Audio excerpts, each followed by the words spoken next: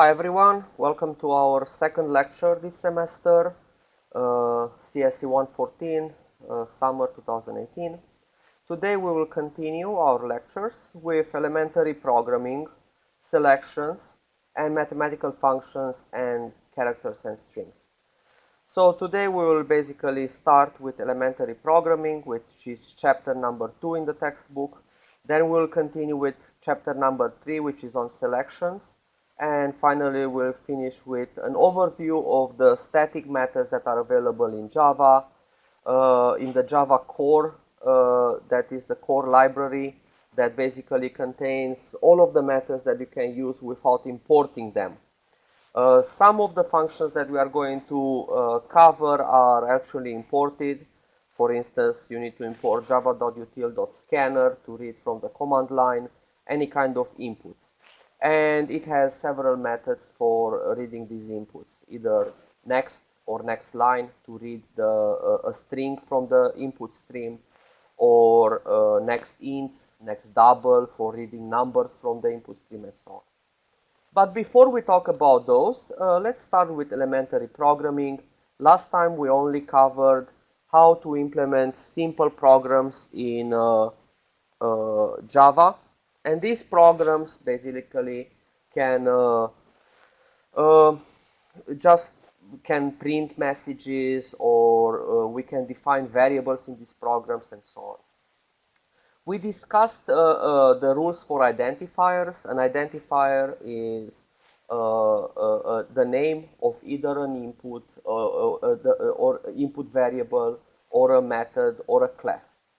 So today we continue with elementary programming, how to define variables, how to define methods, and then how to implement a program given several rules about the requirements of that program. So first we start with variables. In a program, a variable is an alias to a location of memory that can store data. And we have actually two types of variables in Java. We have primitive type variables, which can store a single piece of data, like for instance, one character, or an integer, or a double. And then we have object or reference type variables, which can store multiple pieces of data. For instance, a string is a sequence of potentially multiple characters. An array, also called a list in other programming languages, is basically a sequence or a collection of multiple objects of the same type, and so on. And below we have such an example. The string variable text is assigned a sequence of characters. And the difference between a character and a string in Java is the use of single quotes for defining character objects or character values, and double quotes for defining string objects.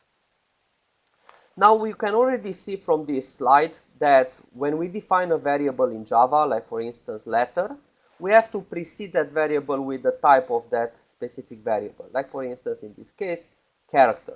So char is the basic type, is one of the 8 primitive types in Java that can store characters. Only one character. String is one of the default classes in Java, which basically it's from the Java core package that contains all the classes that are by default imported without the need of importing it from the Java API, Java Application Programming Interface. So let's start with variables. A variable is a mnemonic identifier. Last time we talked about identifiers. They start with a letter, and they may contain letter, digits, or underscore. In certain cases, you can also use the $sign, but that is for specific uses. You shouldn't use it in simple programs. All variables in Java must be declared before they can be initialized or they can be used in an expression. So declaring a variable means to actually specify the type of that variable. And the type actually determines what kind of value can that variable hold, and how much memory is reserved in memory for that type of variable. And below we have several examples of declaring variables. We have the variable letter of the type char, which is to store a character.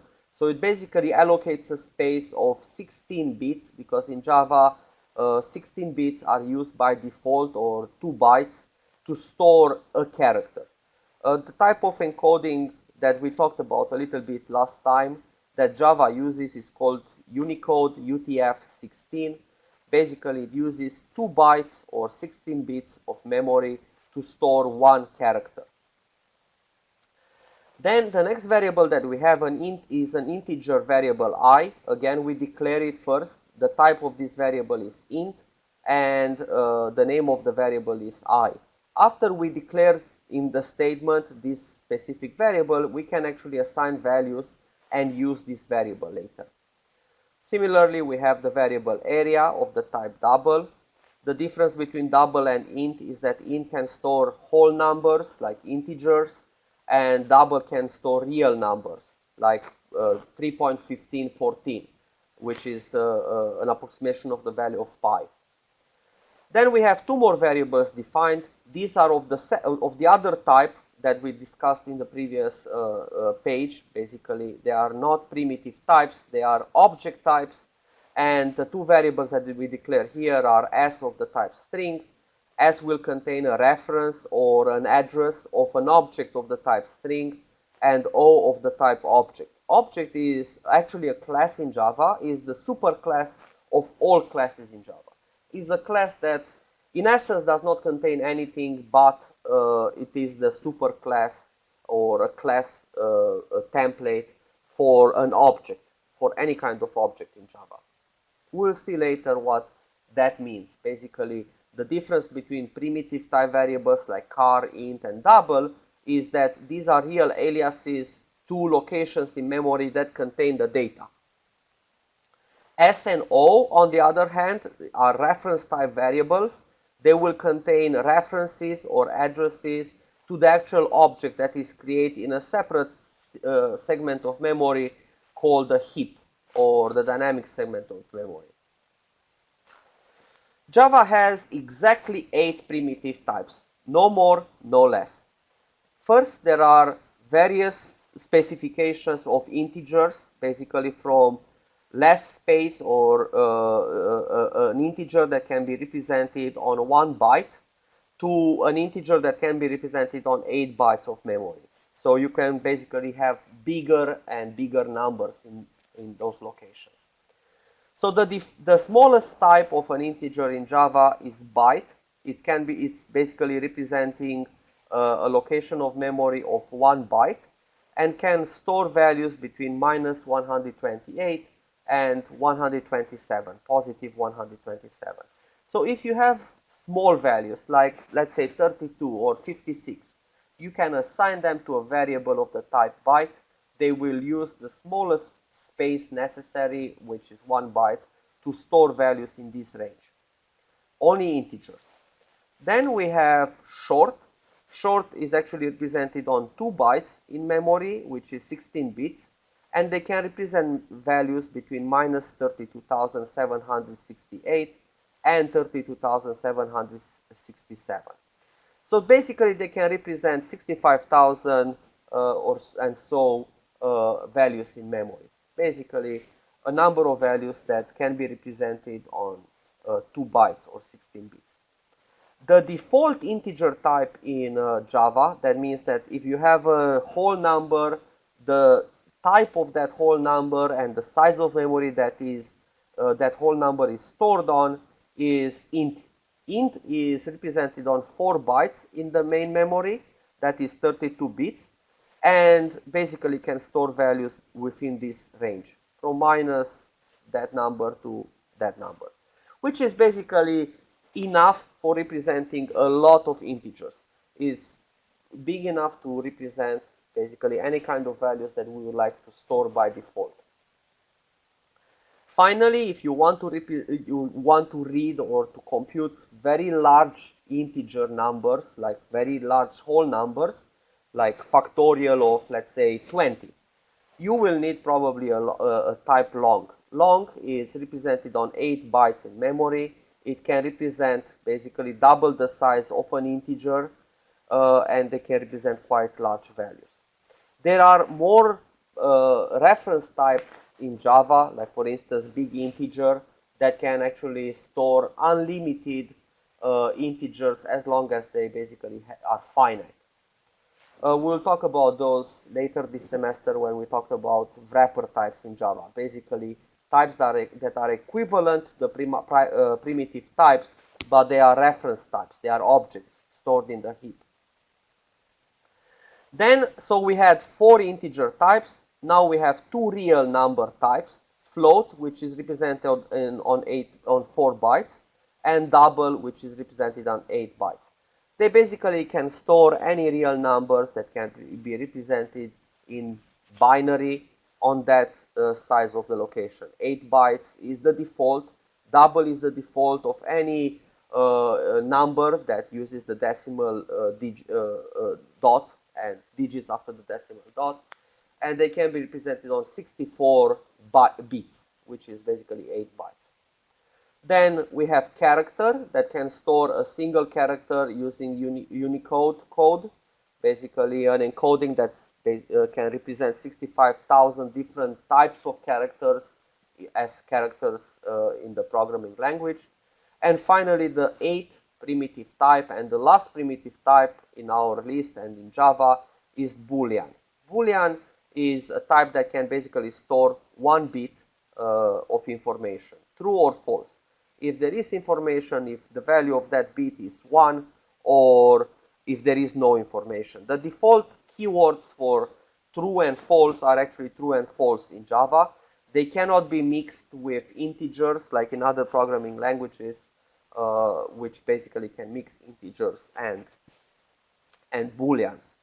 In C, for instance, 0 represents false and any number different than 0 represents true. Java is opposite to that. You cannot mix integers and booleans. If you do Boolean operations, you have to do it on operands of the type Boolean. If you do arithmetic operations, they should be done on numbers and only numbers.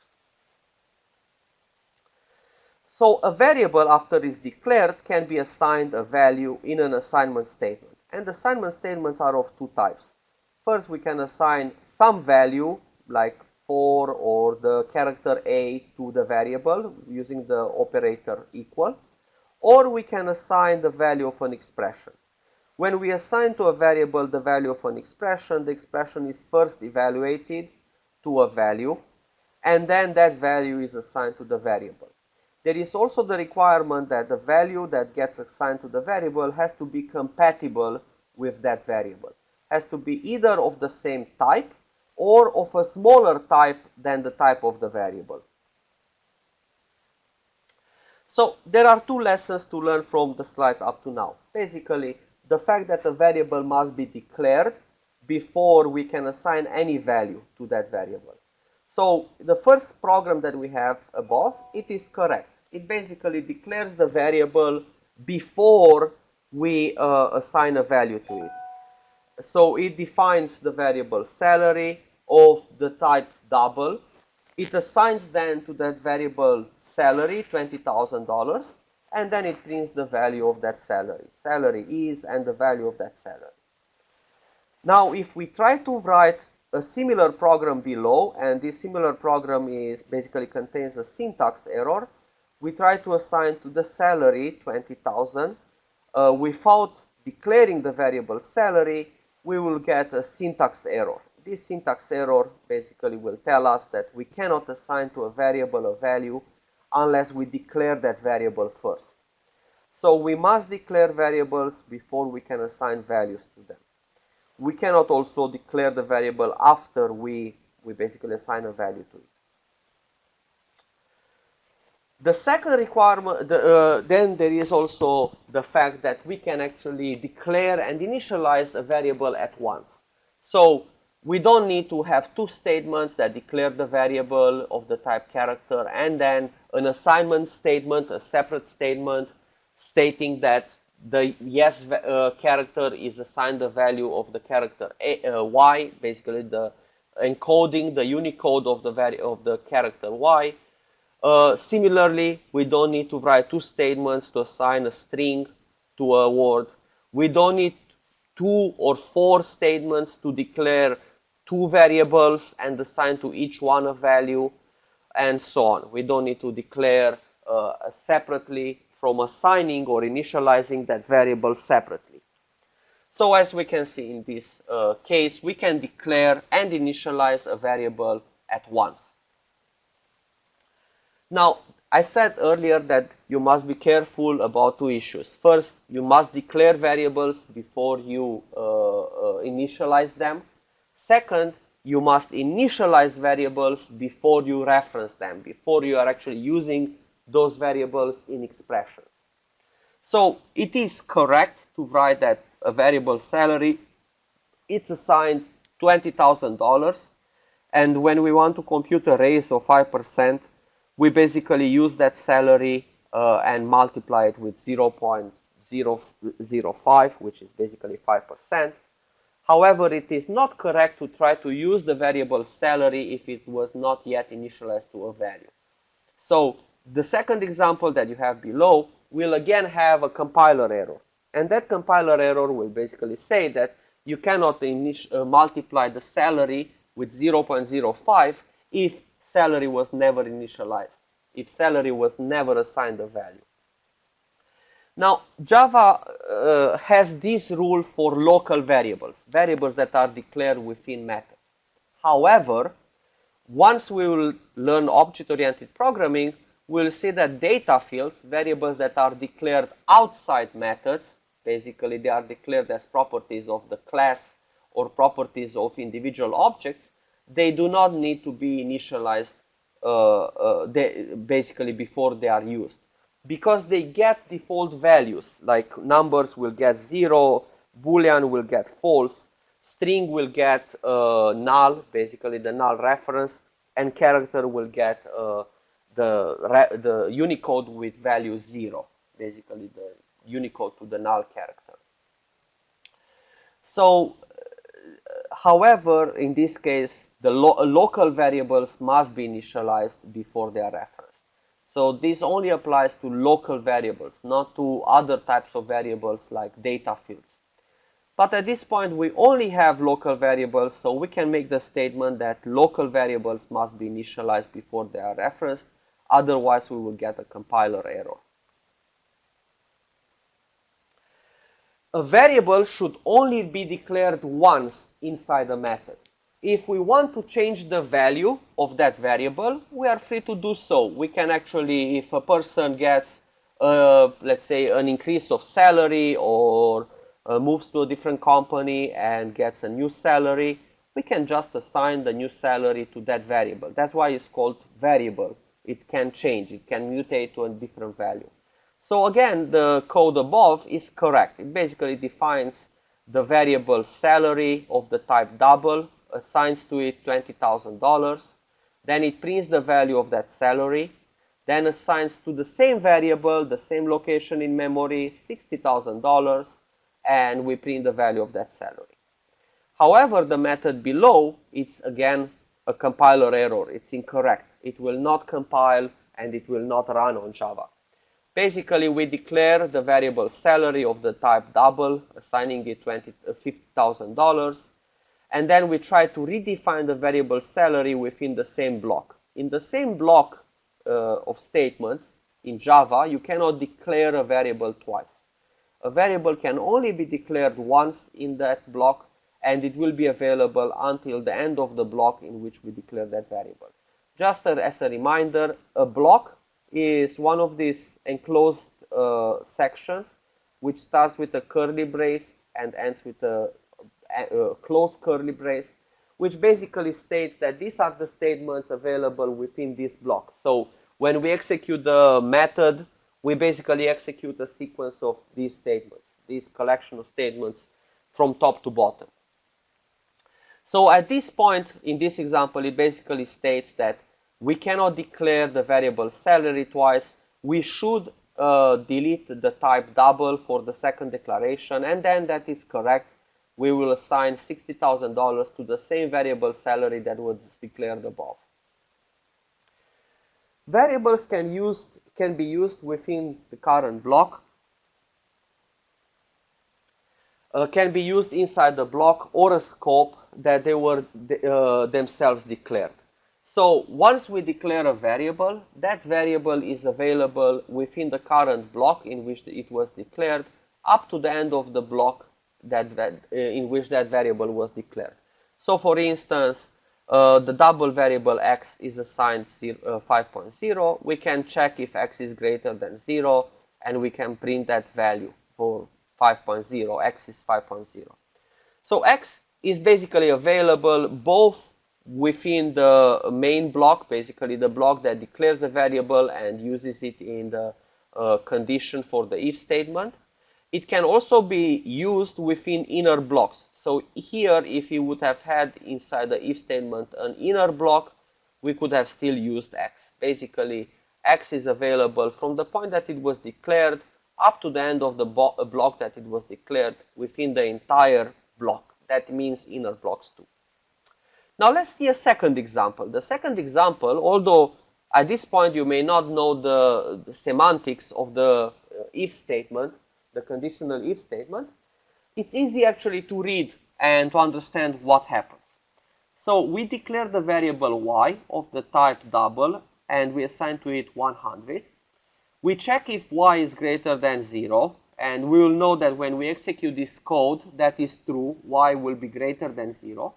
Within the block that defines that if statement, we define the variable x, assign it 5.0, we finish that block, and then we try to print the value of x. The problem is that x does not exist anymore, because every variable is available within the block that it was defined up to the end of that block in which it was defined.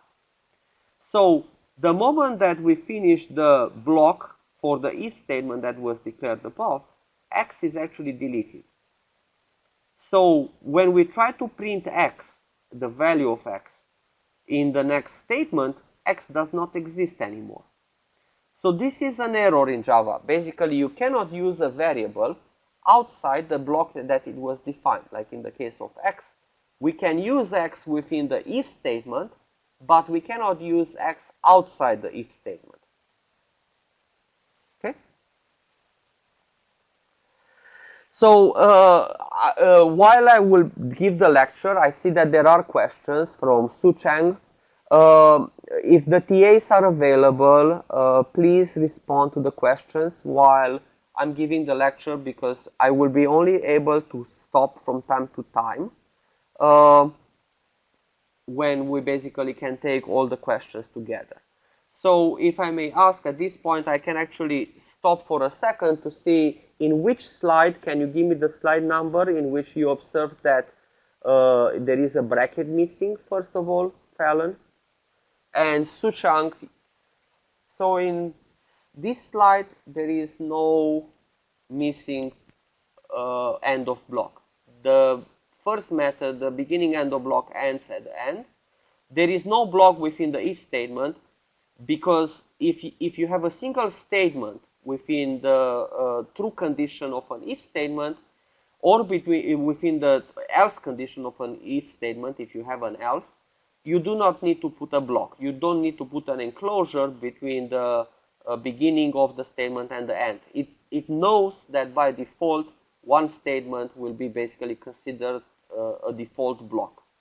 Similarly, in the second method, we have a beginning brace and an end brace of the method with bad scope. And we have a beginning brace and an end brace for the if statement. And in this case, I made it actually explicit that we start a new block within the if statement. So the if statement on top does not need a begin block and an end block. This last end block is actually an end block for the method with good scope. So basically, we are matching the beginning of the method, and we don't need a block within the if statement. Yes.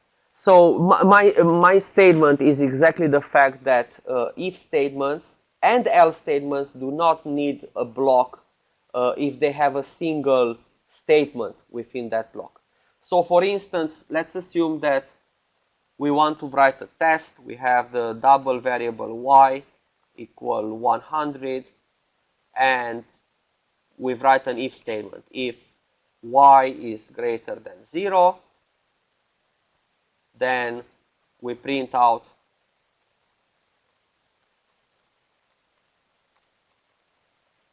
y is positive,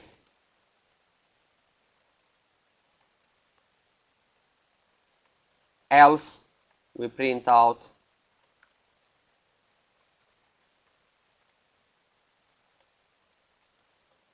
y is negative.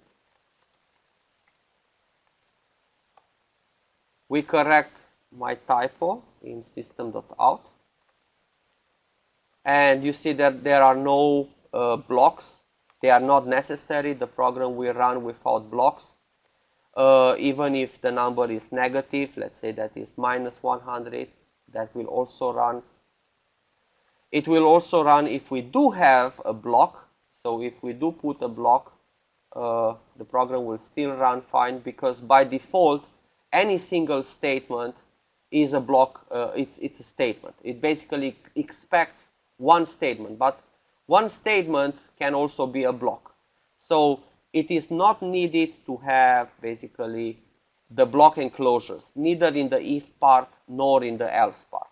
We can actually eliminate them, and the program is still readable and compilable. The second question came from Su Cheng.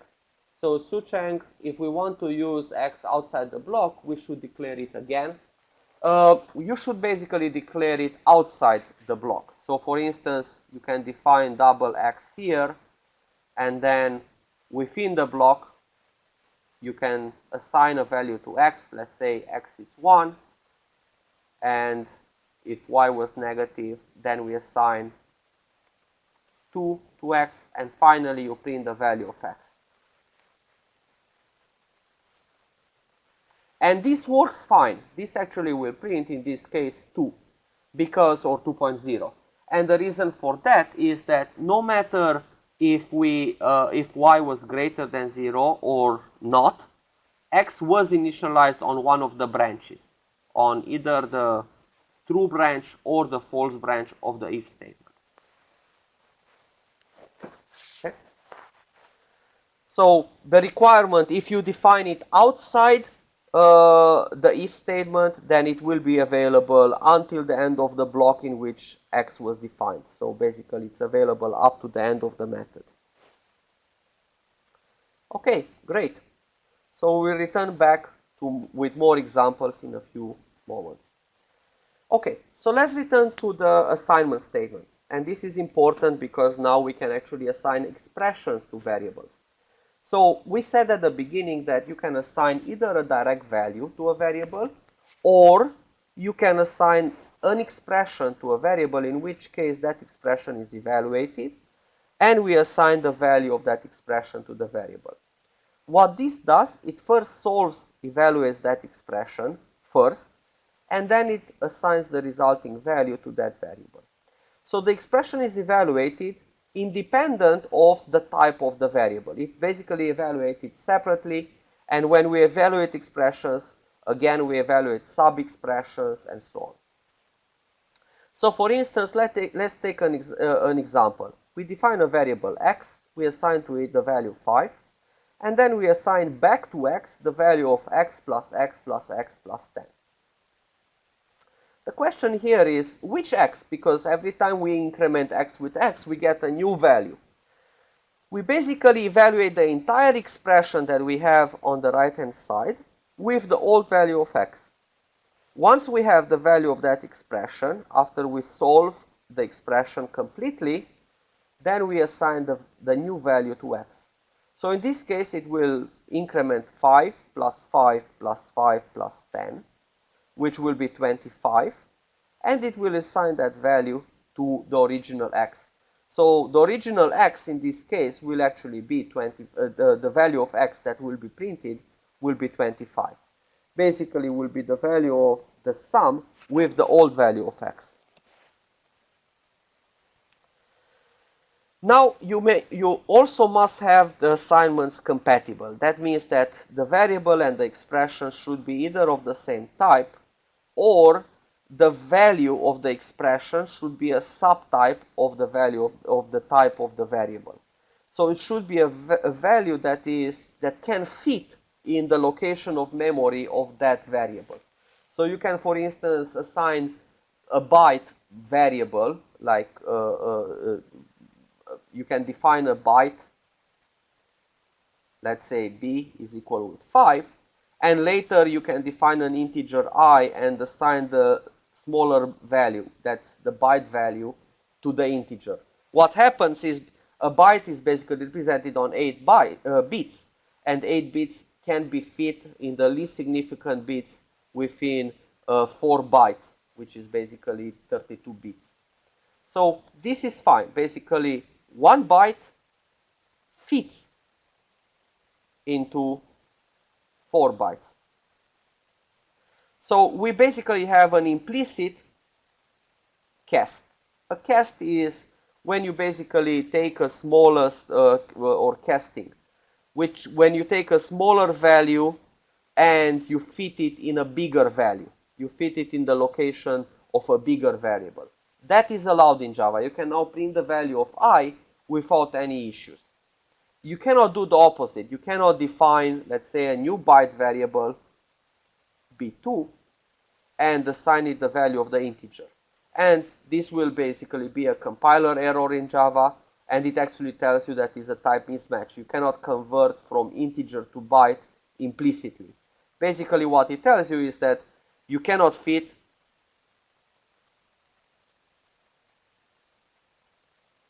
uh, 4 bytes into 1. Basically, it's like you can't compress that original 4 bytes into a single byte. So in this case, if you know that the value is indeed within minus 128 and 127, then you can do an explicit cast. That basically means that explicitly you can tell the compiler, take that integer and only take the last 8 least significant bits, basically the last bits or 8 bits of that integer. That is called an explicit cast. Basically, you tell the compiler that I only want the byte value from this integer. We'll talk about casting in a few moments after we talk about variables. So, it is required that your assignments are compatible. The value is at least as big as the value, as the type of the variable. If not, you will get a compiler error. And below we have a couple of examples. We first define grades as an integer, some grades and grade x and grade y. We assign grade x is equal with 1. Integer can fit the integer 1. Some grades is assigned 1473. That also fits the integer variable some grades. We can add integers and the value is an integer, therefore it will fit an integer variable. Finally, we try to assign a true value, which is basically a Boolean, to an integer, and that is illegal in Java. You cannot assign incompatible types. You cannot assign a Boolean to an integer or vice versa. You cannot assign an integer to a Boolean variable. All of those are compiler errors in Java. So what about mixing numeric types? Is it okay to assign, for instance, an int after it was declared and assign the value 5 to a long variable? And the answer, as I told you earlier, is actually yes. It's correct. You will have an implicit casting or an implicit extension of the smaller value into the bigger type. So you only copy that in the least significant 4 bits or 4 bytes of the variable y, the variable x, or the value of the variable x. And similarly, a long is an integer represented on 8 bytes. It can also fit in 8 bytes that is represented by a double. So we can basically assign long values to double values, because in fact the size of the types are the same in this case. We take 8 bytes we feed them within 8 bytes. What about if we have a double and we try to assign it to a long? By default, we cannot do that because all the integer types are smaller than the real types. Smaller in the sense that if you don't have decimal digits, you can consider them to be 0. So always you can take the integer and assign it to a double variable as we did it above, but you can't do the opposite. You can't take a double and basically assign it to an integer because you are losing precision. You are losing 0.5 if you try to assign it directly to the integer variable. So you cannot assign bigger types or basically values that are bigger to a little type. You can do the opposite. You can assign any smaller type to a bigger type. The only interesting case in this case is the fact that a long can be actually assigned to a float variable. Now, this is not always successful because longs could be actually using 8 bytes in memory, and we know that float was only 4 bytes in memory. If you look back to the slides when we basically talked about the size of the primitive types in Java. However, in Java, by default, all the integers are smaller, considered to be smaller than the real types. So you can assign a long to a float variable, you can assign a float to a double variable. And by transitivity, you can assign any one of the smaller types to any one of the bigger types variables. So you can assign bytes to any one of these types, you can assign short to int, long, float, double, but not to a variable of the type byte. So you can always assign a little type to a big type, but not vice versa. You can assign integer types to real types, but not vice versa, by default, using implicit casting. So what if we do want to take only the integer value from a double variable, or a double value? So we can actually do that. We can actually do what is called typecasting. Typecasting is a temporary change of a data to another type by either truncating that data, basically deleting the decimal digits after the decimal dot, and we can do it by actually specifying the type within parentheses before the value that we want to convert. So if we declare a variable myReal of the type double and we assign to it 10.0, we cannot directly assign it to an integer variable badint, but we can assign it to an integer variable goodint if we are casting the real variable to integer. What that basically means is that we can truncate it, we can delete the digits after the decimal point. At this point we have an integer and we assign that integer to the variable of the type int. No typecasting is allowed to or from Boolean. So Boolean values are completely incompatible with integers or reals in Java. What kind of operations we can have in the expressions in an assignment? We can have any operations that you can think of from arithmetics. We can have addition, subtraction, multiplication, division. Division actually has two types of division. We have integer division and real division. Integer division returns the quotient of the division, and real division, if we divide two real numbers or doubles, we will get the actual result of the division. Finally, if we have integer operands, we can use the modulo operator. It will return the remainder of the division. So let's take a look at this expression. We basically define three variables: x is 5, y is 10, and z is 2. Number 1 is assigned x plus y multiplied with z. So it will first compute x plus y. We have that as a sub-expression within parentheses. It has higher priority than the multiplication. We will add 5 with 10, that is 15, multiplied with 2, and it will print the value 30. However, if we don't have the parentheses, the normal priority of operators in mathematics applies. Multiplication has higher priority than addition. All of these operators are left associative. So for instance, if we have, let's say, 20 divided by 2, it will divide first 20 by 2, and then the result 10 by 2. So all of them group to the left side, and we have the normal order of operators from arithmetics. Addition and subtraction usually have the same priority, and they are less priority than multiplication and division. So the value that will be computed in this case is 30, because it adds first x with y, and then it multiplies it with 2. Multiplication has higher precedence than addition, and basically if we try to do the same operation but without parentheses, it will be 5 plus the product of 10 and 2. So it will print in this case 25, because multiplication has higher priority than addition. My advice in all cases, try to avoid the rules of precedence, because many people forget these rules of precedence. Whenever in doubt, try to use parentheses and make sure that your parentheses are correct. So for instance, in this case, we will have the multiplication of 3 with 4, which is 12, and then we will add to that the quotient of the division of 5 and 6. 5 divided by 6 in integer gives us the remainder 5 and the quotient 0. So the first thing that it will be printed for the first variable, if we print that variable R2D2C3PO, it will actually print 12, the integer 12.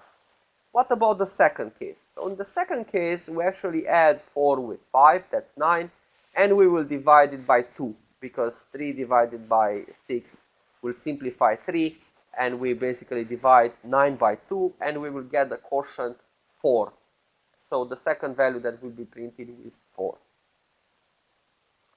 So there is a difference between when we divide integers and when we divide doubles, or any kind of double operand with another integer, because in that case it will raise the smaller operand, the smaller type operand, to a bigger operand.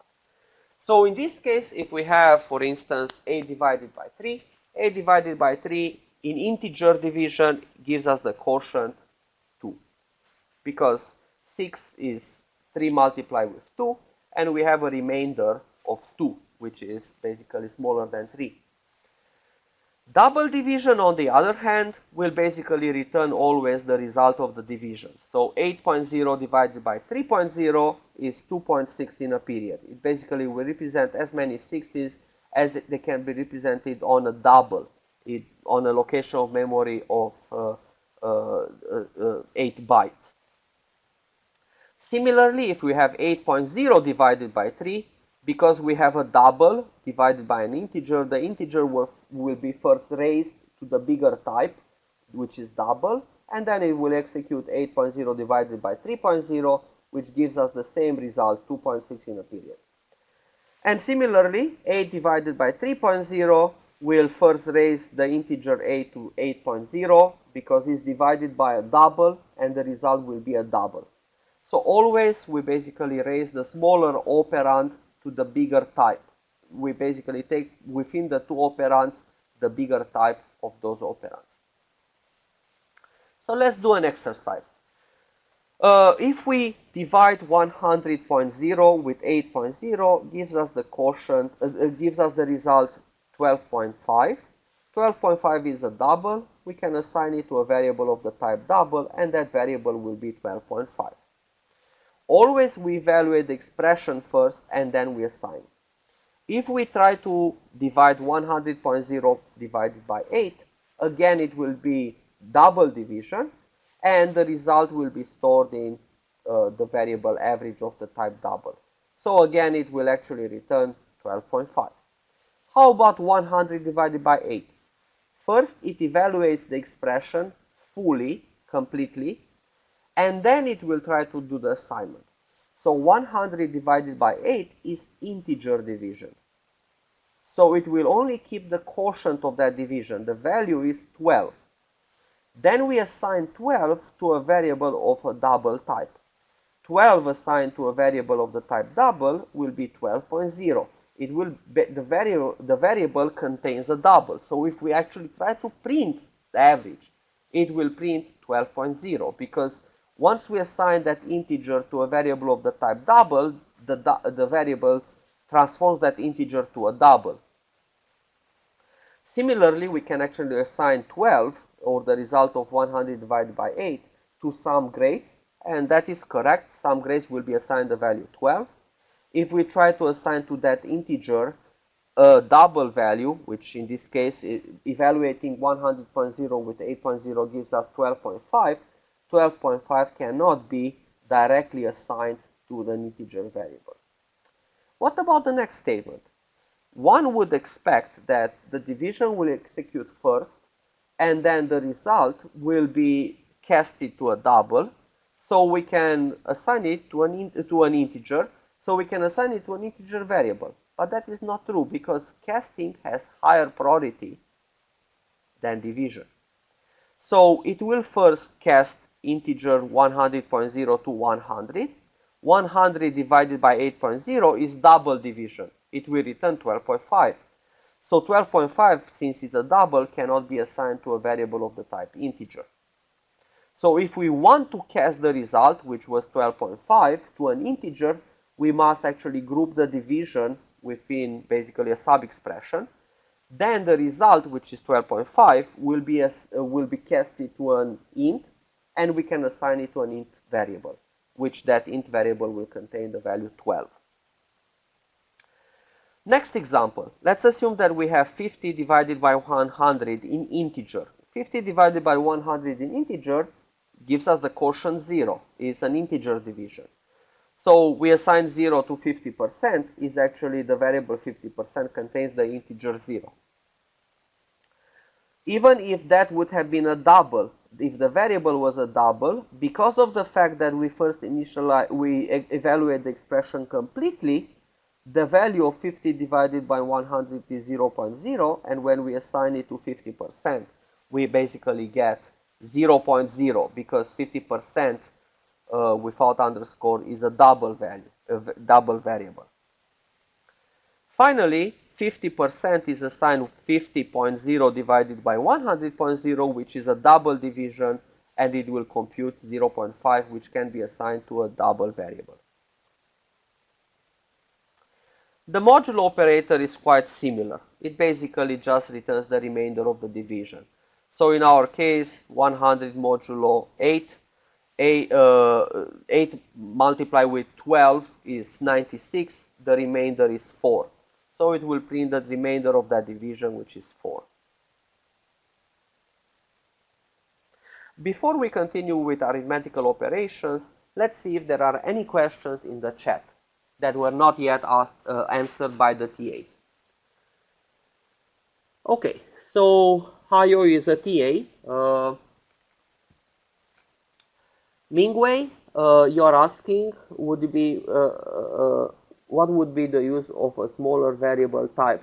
You have a smaller variable type. Basically, let's assume that you store 1,000,000 bytes. You don't want to store 4 times that space, use 4 times the space if you store only bytes.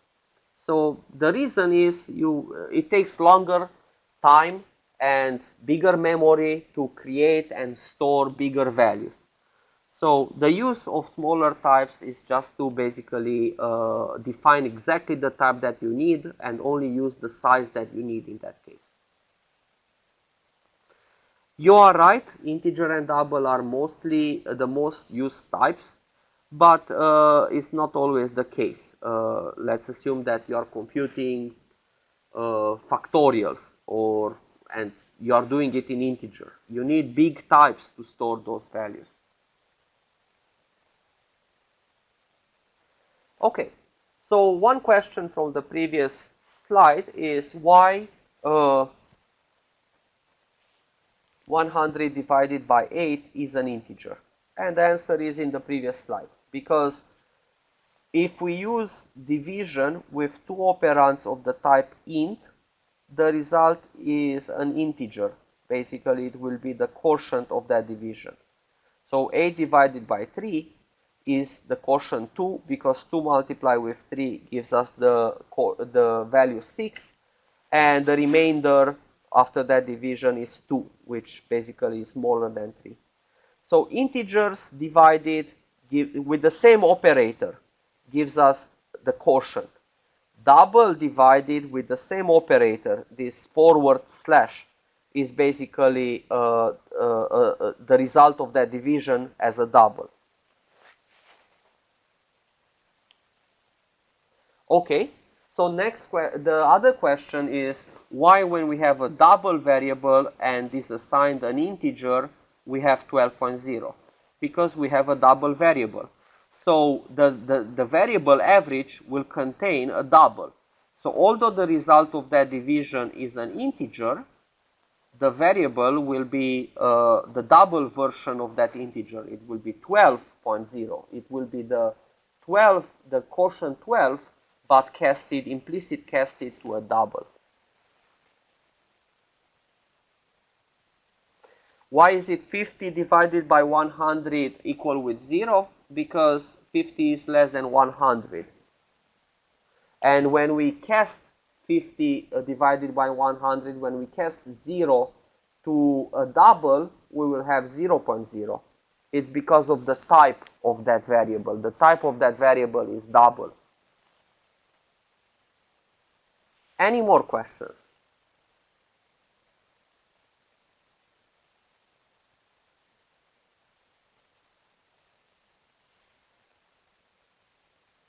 Okay, excellent. Next, now these are operators that we don't have in math, but we have in computer science quite often. Basically, they are operators that apply to a variable. Like for instance, if we don't want to write x is equal with x plus 1, or we don't want to explicitly basically increment a value with 1, we can just use the plus plus operator. The plus plus operator basically it does exactly the same thing. Y is incremented with 1. Same with plus equal. Plus equal increments the variable on the left hand side with a specified amount on the right hand side. Similar to plus plus and plus equal are the decrement operators. Minus minus decrements with 1, minus equal decrements with a specified amount. So we compute the value on the right hand side, and we subtract that value from the original value of the variable on the left hand side, and we print that original value. So let's see an example in this case. X was equal with 5, Y is equal with 15, and Z is equal with 25.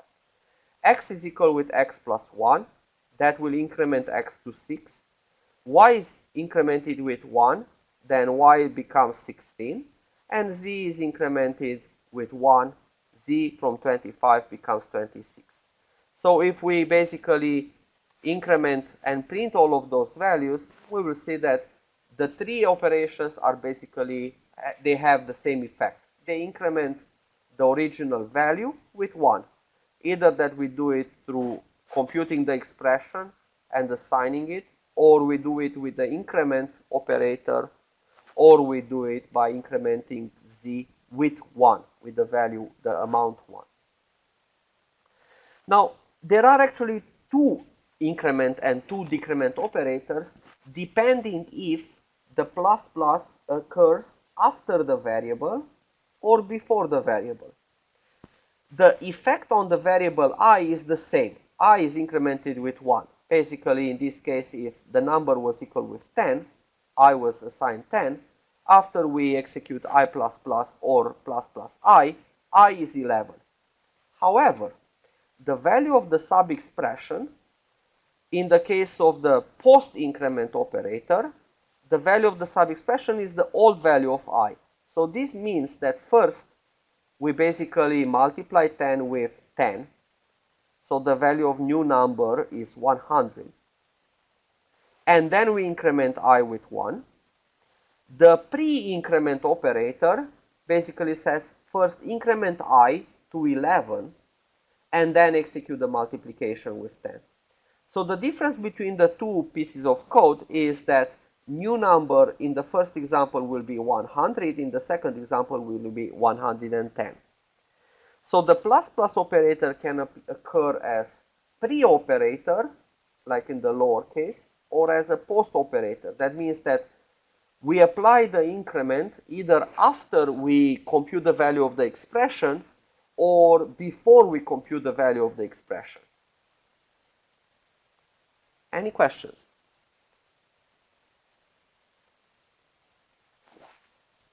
So the difference in these two pieces of code is that new number in the first example will have the value 100.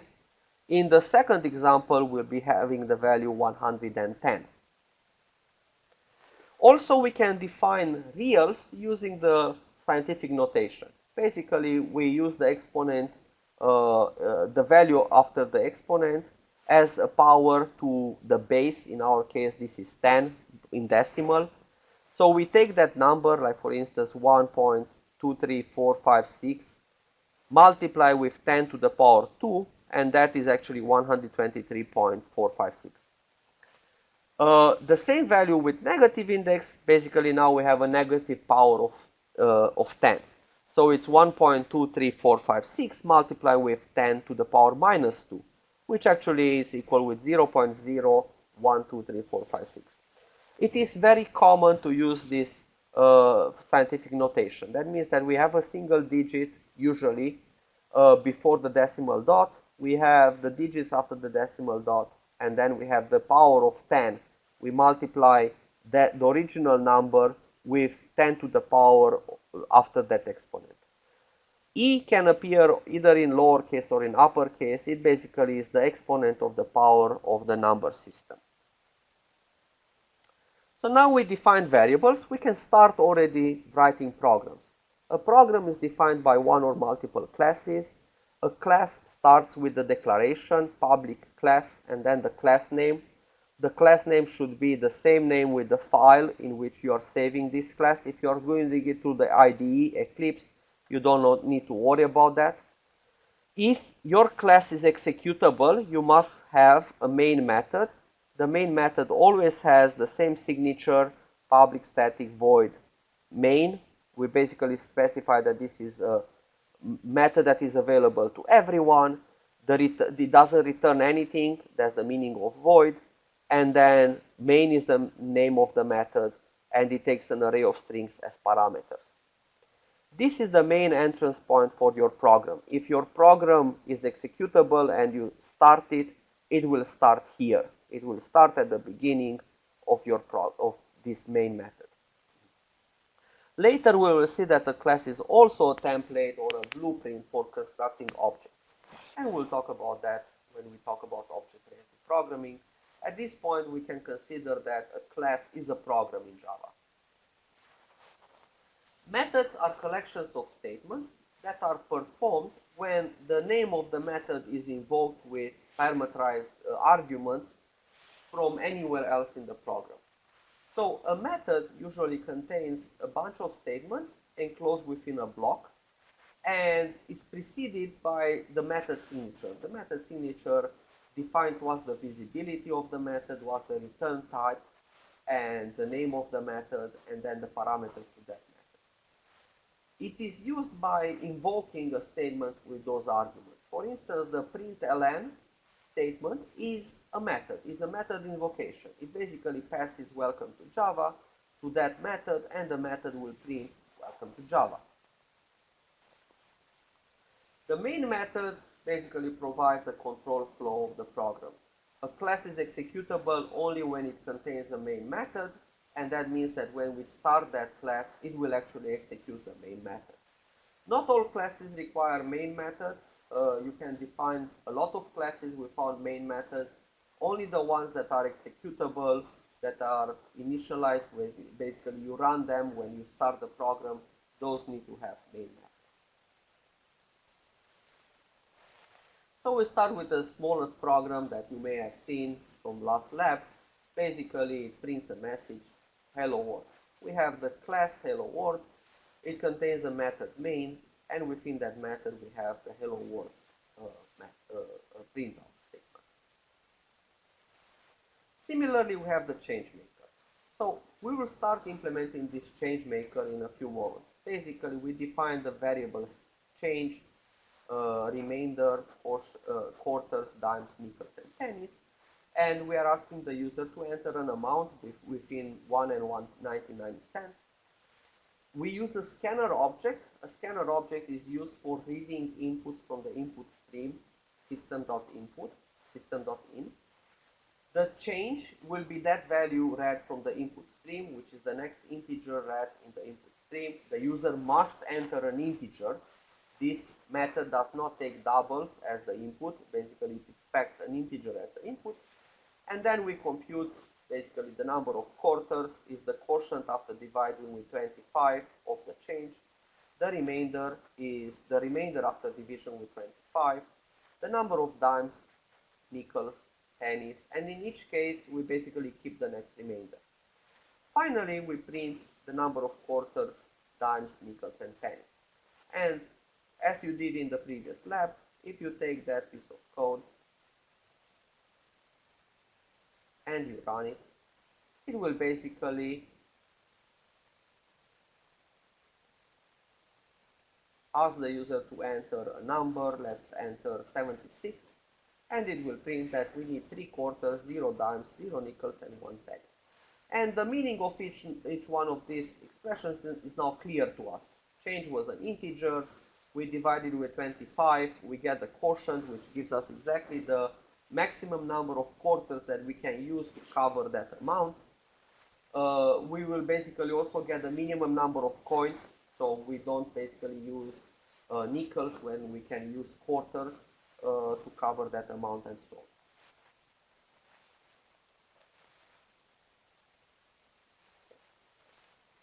Similar to that, we can write other programs. For instance, computing the area of a circle will be a similar program that declares the radius, declares the area, asks the user to, it defines the value of the radius. The radius is assigned 20. The area is the radius square multiplied with an approximation of pi, 3.14159, and then we display the area of that circle. So again, if you try to trace this program, we will basically, you put a breakpoint at the beginning of the program, and you can basically run this program line by line. You declare the radius, you declare the area.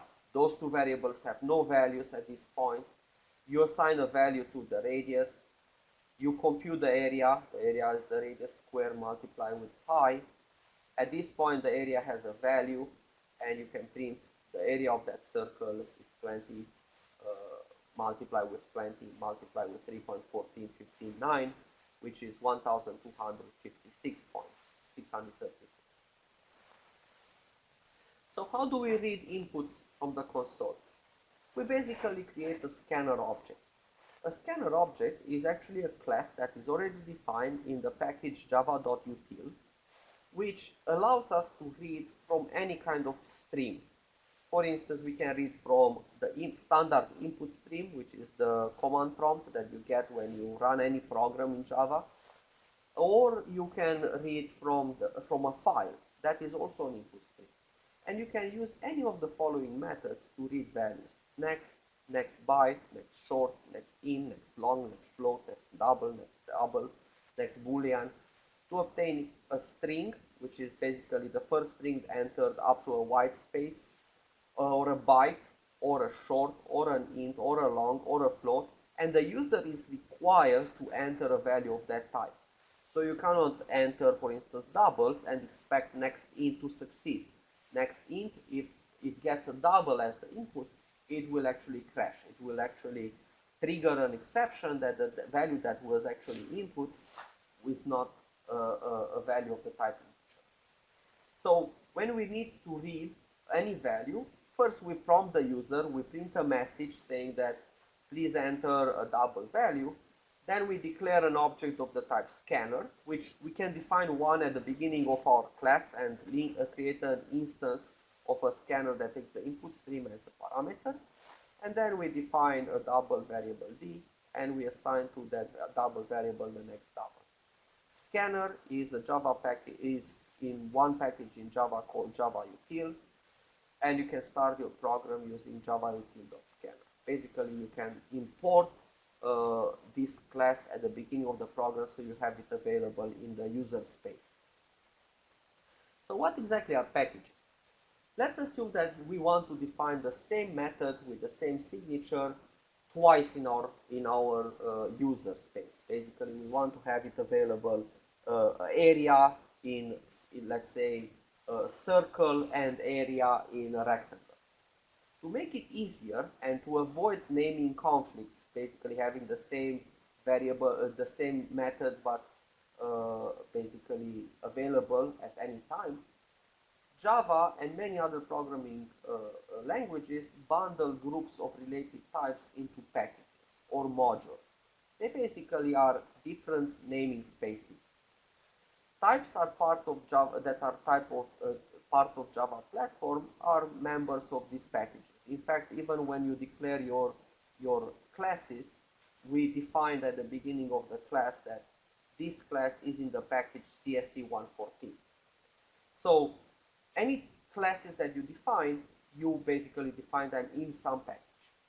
By default, the Java classes that are defined in the Java that are imported in the JVM when you start the system are in the package java.lang.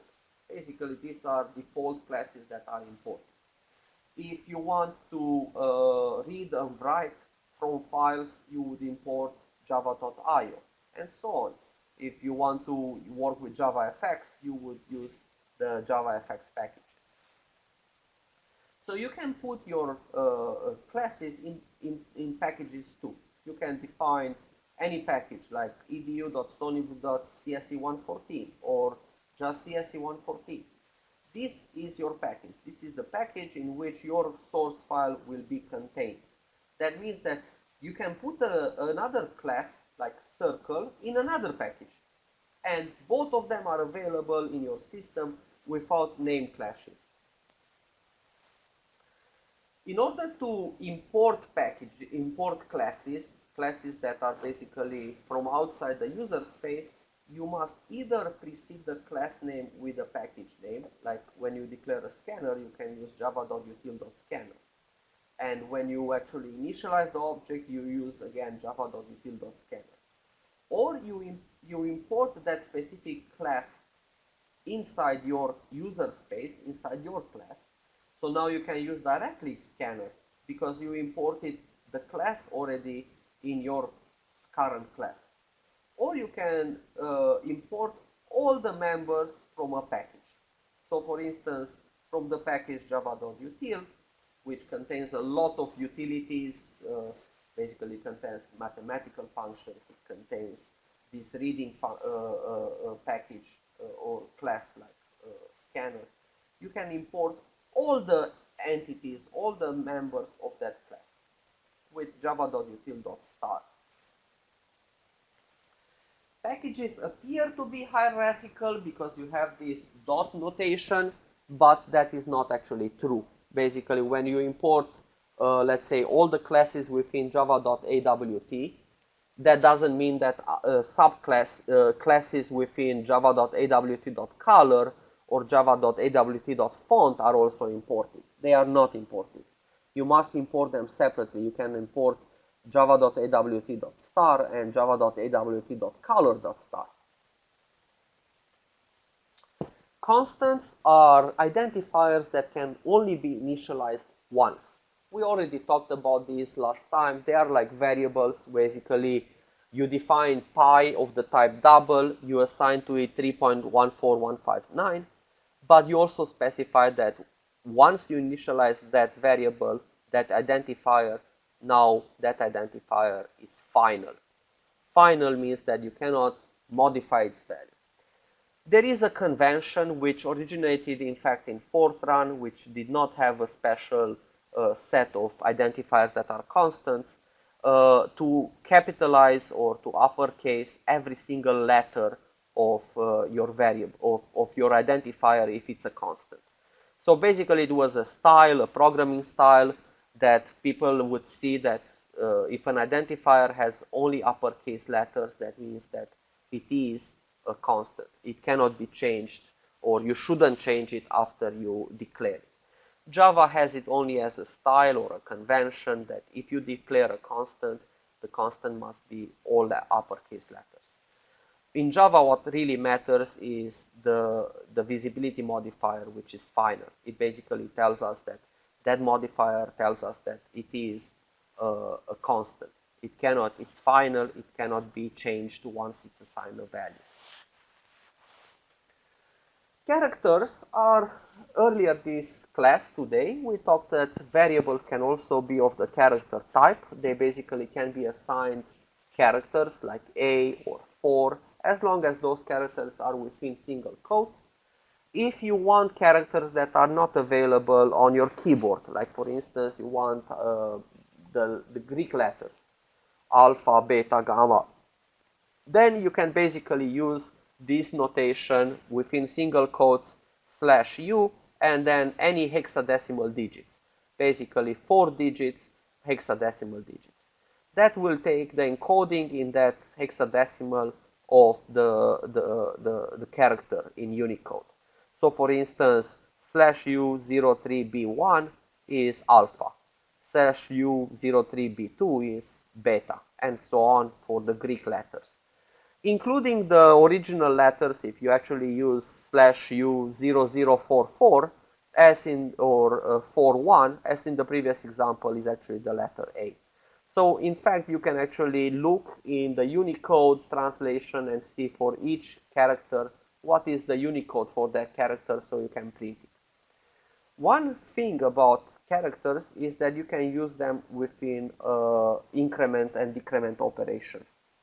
So increment, because characters are represented as numbers internally, the Unicode encoding of that character, increment will actually increment that character. Will increment the Unicode, and now the Unicode is, instead of A, is B. So you can basically do mathematical operations, arithmetical operations on character types.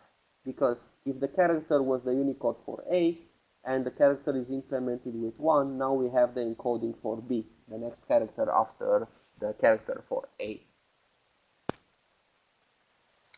There are also a bunch of escape characters, /t, /n, double slash, double /, which basically are encodings of escape characters. So tab is just a longer white space, line feed is a new line character.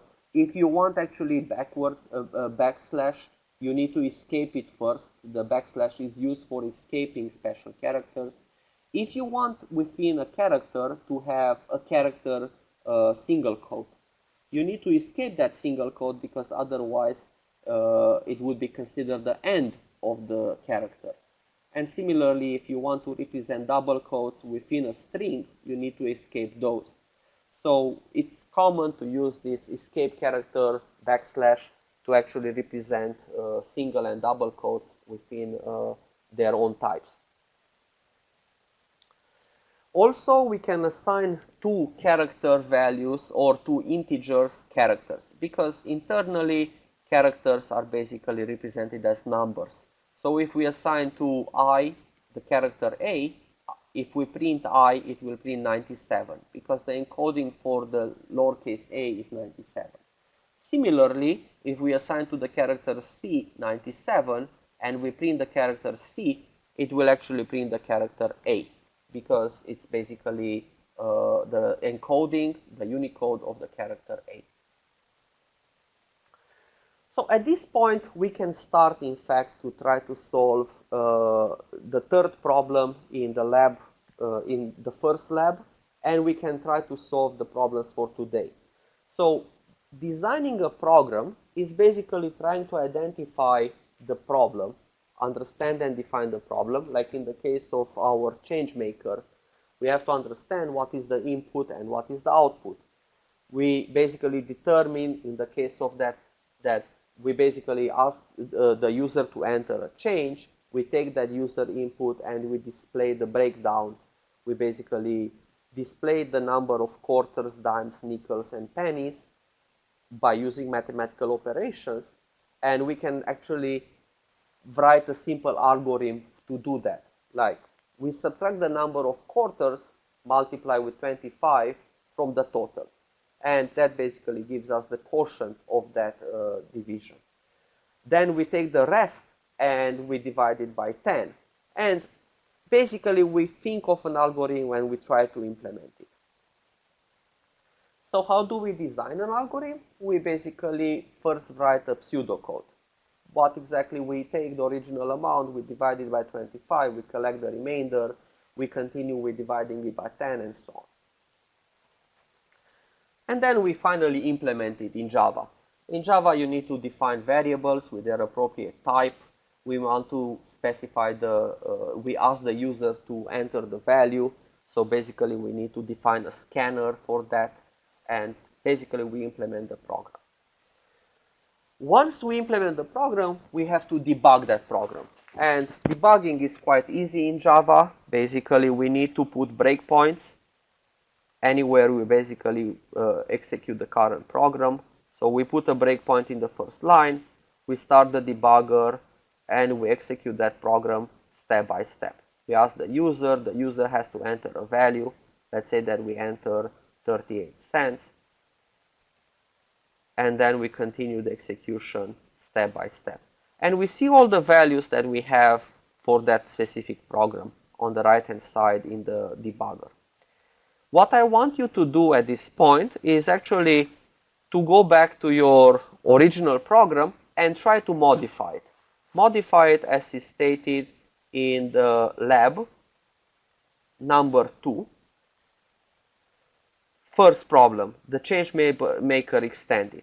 Basically, instead of reading the number of cents, read directly the number of dollars, which will require that you take that original double value, multiply it with 100 to get an integer value, so you can do integer divisions to extract the number of bills and then coins that covers that amount.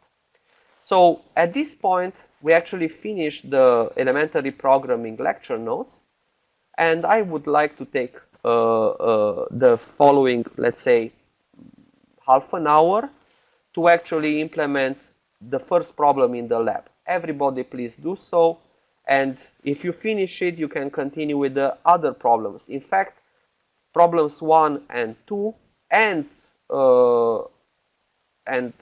5 can be implemented with elementary programming. After we take a break, so today we mix the lab with the lecture, we are actually going to continue with selections. In a few minutes, I want everybody to try to do lab 2 before we do that. Meanwhile, I will stop sharing and